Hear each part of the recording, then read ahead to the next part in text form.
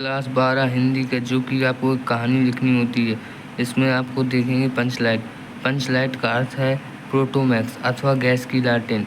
रेणु जी द्वारा लिखित इस कहानी में ग्रामीण जीवन का वास्तविक चित्र खींचा गया है। महतो टोली में गांव के कुछ अशिक्षित लोग हैं।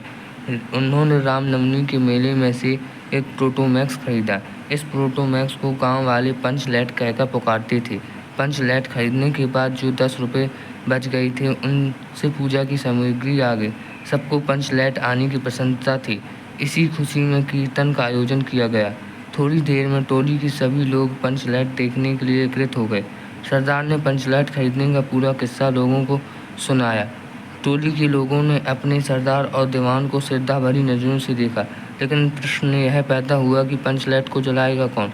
खरीदने से पहले यह किसी के मन में यह बात नहीं आई थी। यह निर्णय हुआ कि दूसरे पंचायत के आदमी की मदद से पंचलाइट नहीं जलाया जाएगा, चाहे वो बिना जले ही पड़ा रहे।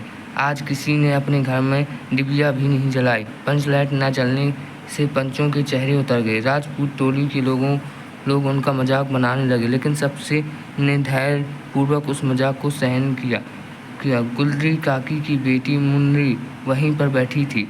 उसे पता था कि गोधन, जो उसका प्रेमी था, पंचलाइट जलाना जानता था, लेकिन पंचायत ने गोधन का हुक्का पानी बंद कर रखा था। मुन्नरी गोधन से प्रेम करती थी। उसने अपनी बात अपनी सहेली कनेली को बताया। कनेली ने यह बात सूचना सरदार तक पहुंचा दी। गोधन पंचलाइट जलाना जानता। सभी पंच सोच विचार में पड़ गए कि गोधन को बुलाया जाए अथवा नहीं। अंत में उसे बुलाने का निर्णय लिया गया। सरदार ने छड़ीदार को भेजा, लेकिन छड़ीदार की कहने से गोधन पंचलाइट चलाने के लिए नहीं आया। बाद में गुलरी काकी गोधन के पास गई और उसे कहकर मना कर ले आई। गोधन से पूछा कि यह स्प्रिट क्या है। स्प्रिट का नाम सुनकर लोग उदास हो गए, लेकिन गोधन ने अपनी होशियारी से गरी के तेल की सहायता से पंचलाइट जला दिया। पंचलाइट के जलने पर सभी लोग प्रसन्नता की लहर दौड़ गई। पंच गोधन के पुनः जाति में ले लेते हैं।